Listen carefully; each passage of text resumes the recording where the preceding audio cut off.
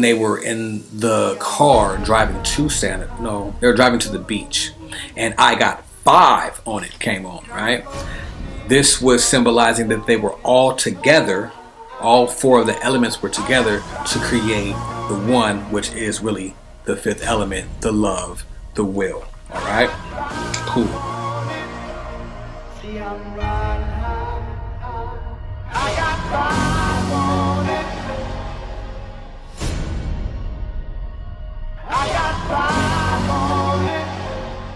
Another time that we seen the five was when they came together, when they killed the white people's tethers, shadow tethers. They all came together and met together again after they survived, and then the song I Got Five on It came on again. Okay, another thing about tapping into the subconscious mind during this movie is the fact that how the casting was done for the film, how they casted the roles. We seen Adelaide and Gabe, who played the father. We seen them in the blockbuster film Black Panther, right? And what you have to understand about Hollywood when they're casting, they always, first of all, that word cast means something. You cast out a line to fish. You can cast a spell. It's a way to do something to something. You know what I mean?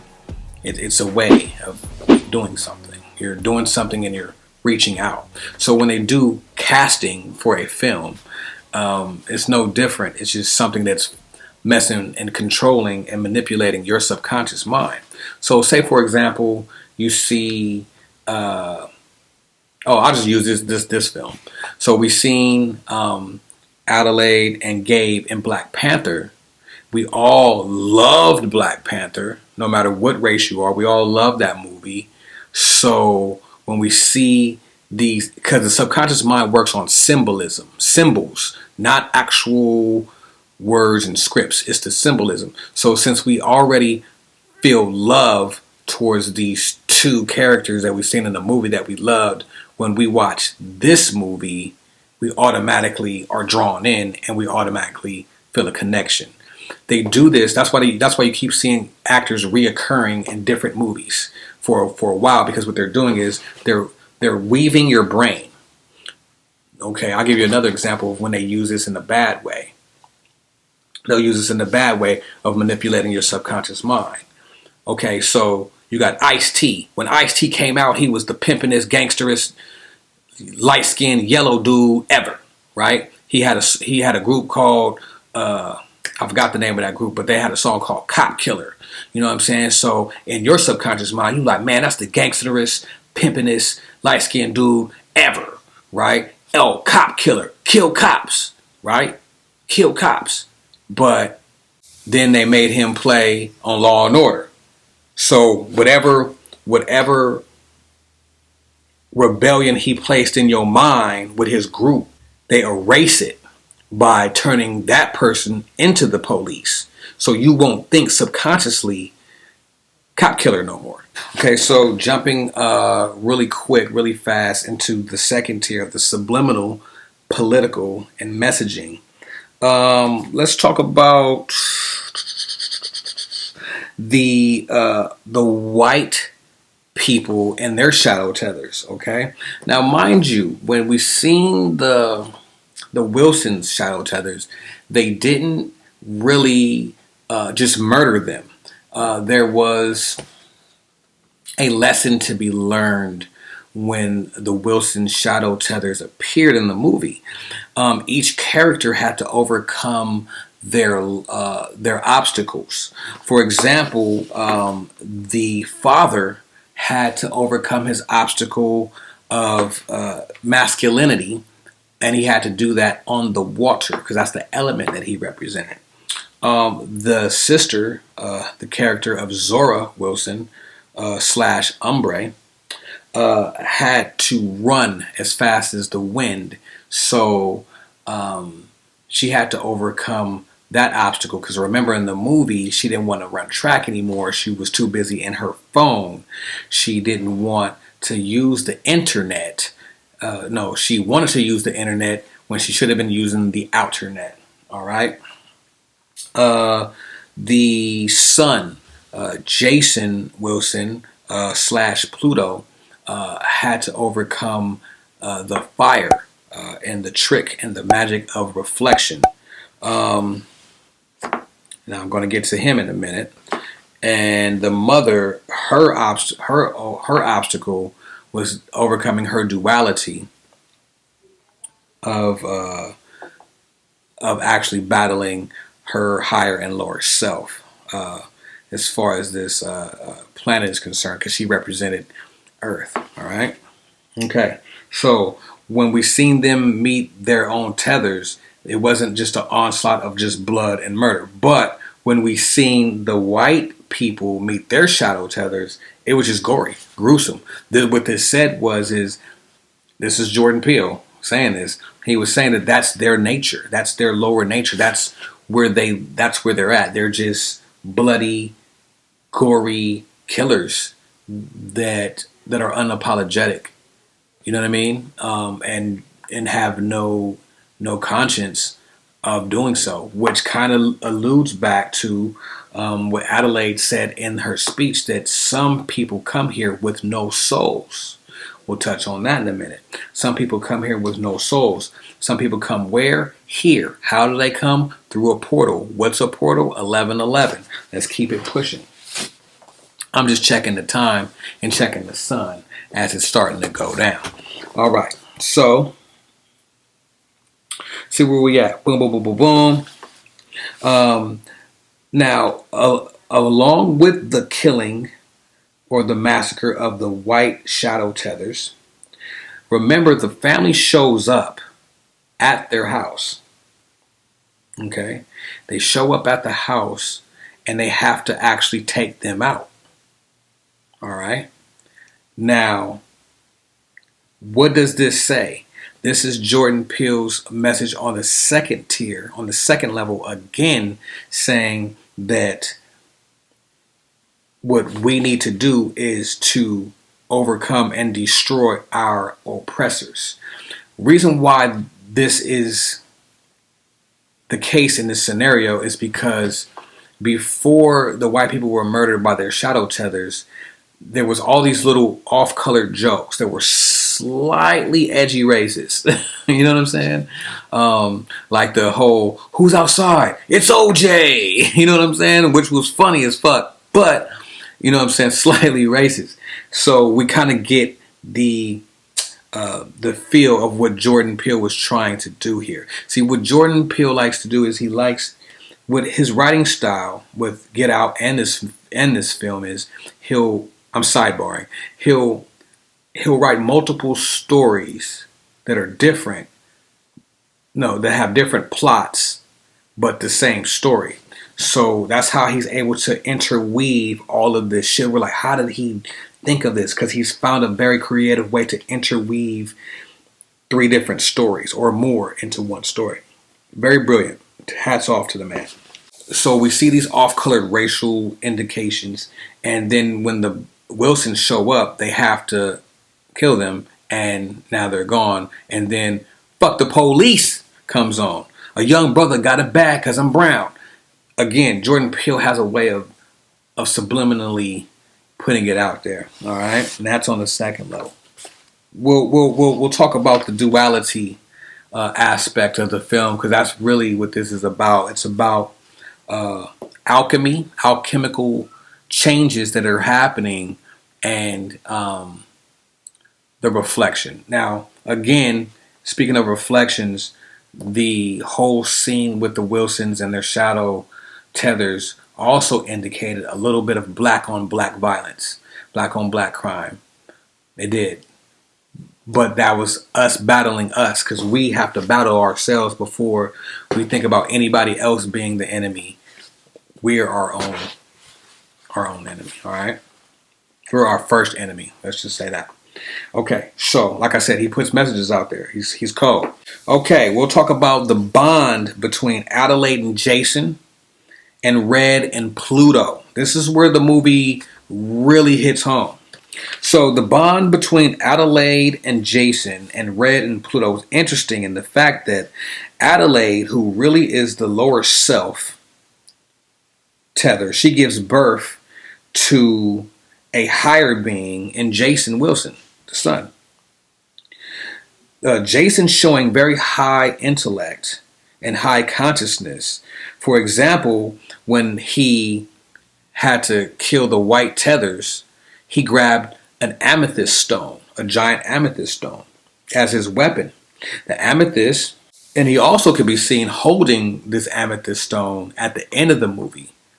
He also can be seen holding the amethyst stone at the end of the movie, and he's also holding a white rabbit, meaning he's on a path of higher consciousness, because the amethyst stone represents crown chakra, okay, or third eye chakra.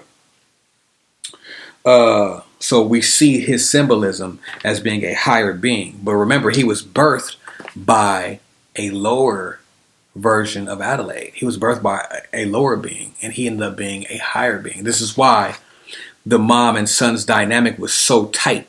You see what I'm saying? That's why she loved him so much, because she created a pretty much a god. You see what I'm saying? All right.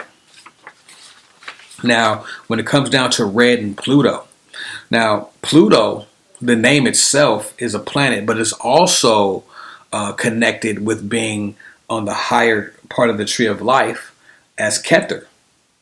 Again, representing the purple or the higher consciousness. So it's interesting that his name is Pluto.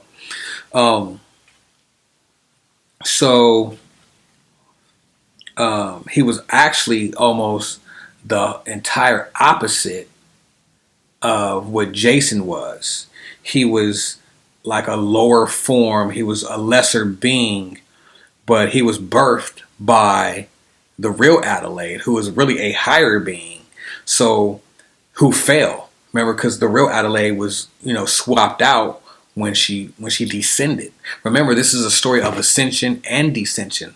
There isn't of the fall and the rise. This whole movie is about the fall and the rise. Period. So this is why Red, who was the real girl, was so bonded with Pluto, because this was her baby. You know what I'm saying? Regardless of how he was, how fucked up he was, this was her baby. This is why when she was smashing Adelaide's face into the mirror and Pluto was yelling, Adelaide said, "That's yours. Go get him." And she let him. She got up off of her. You see what I'm saying? Because her love for her son was way greater than her whole purpose. All right. All right. All right. But this also really puts a big spotlight on the duality and the mirror between Adelaide and Red. Also, the duality and the mirror between Jason and Pluto, but most importantly, Adelaide and Red. But you can also see this in the scene where Jason gets out of the car and starts to make Pluto mirror him and walk backwards into the fire. See, because this is a mirroring thing, because they are the 11-11, both sides of the 11. Okay, so this is really about the mother and the son. Really is what this is about. But it's also interesting. This is how we know that Jason is a higher god, because he had control over Pluto. If Pluto represents Tether, that means Jason had control over Pluto. Remember, hey man, I don't know if you clicked on this video thinking that this was going to be some regular shit. Nah, man, this is a deep analysis. Stop playing with me.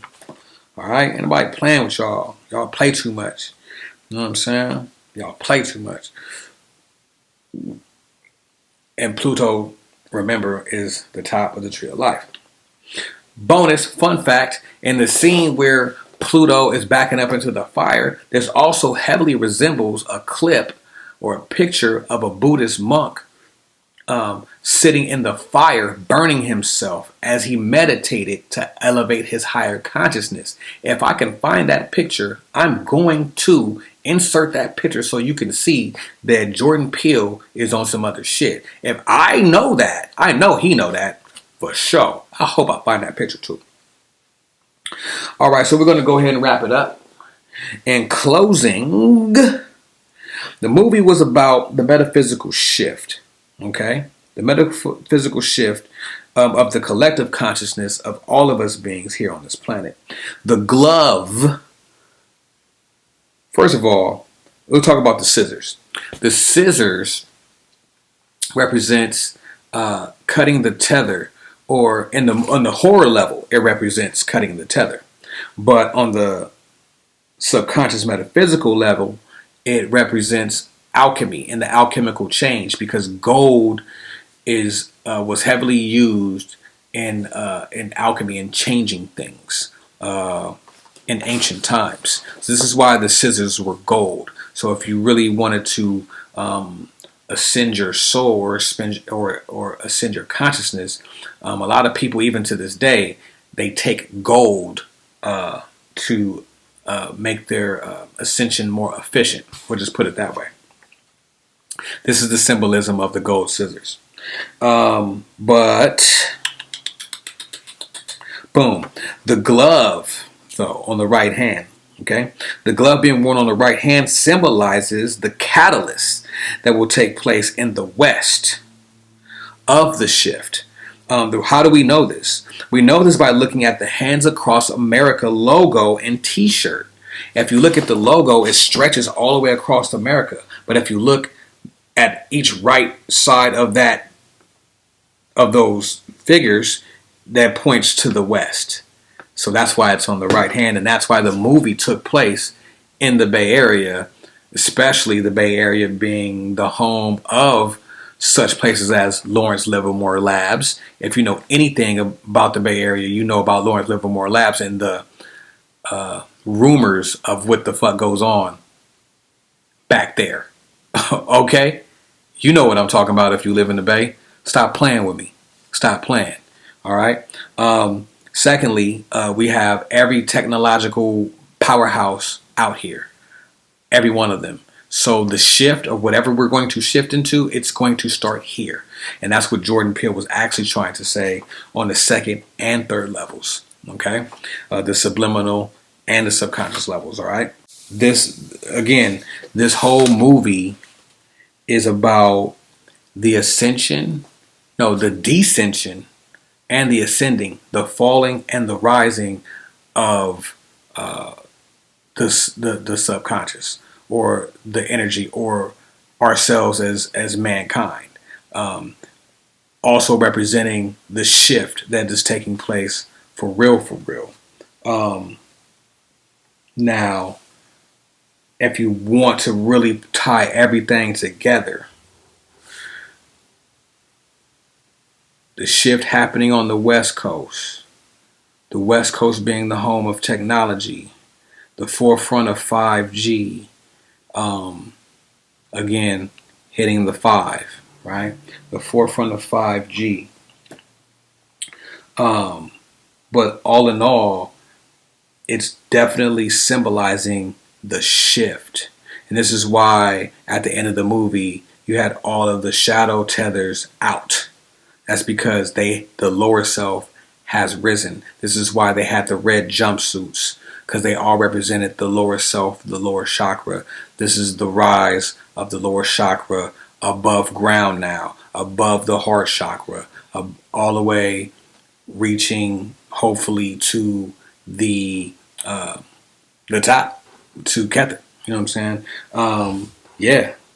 I think I know I left out a bunch of shit. I know I did. But I think that was pretty fucking thorough.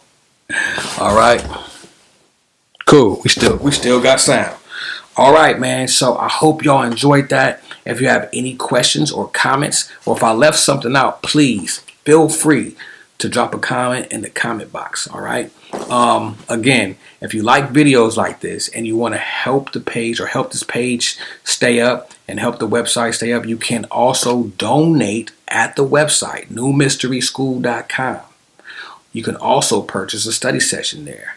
So you can have one-on-one sessions just like this. You know what I'm saying? I will probably be getting a Patreon or a Cash App or whatever the case may be. People are telling me to get that. I might get that, you know, whatever. But the website is totally secure. It's totally legit. It's all good. But yeah, please, if you like videos like this and want to help me continue making these videos to bring these to you, you know what I'm saying? I'm gonna bring them to you regardless. But you know, if you want them more often, because I'm not playing with y'all. I'm not just making videos because the movie came out and I want to get a whole bunch of hits real quick. I could have did that. You know what I'm saying? A lot of people did that. And a lot of people got a lot of hits and views, but since YouTube don't care about my hits and views anyways, I don't care either. So I get around the shit when I get around to it. But if you want them more often and more quicker, then you know you gotta help support the page. And anything helps. 50 cents, $1. Everything helps, man. And shout out to those who sent in donations a couple of weeks ago, and people who bought products from the page. I really appreciate y'all patronage. Okay, so with that being said, you already know what the deal is. Keep them third eyes open. I'm out.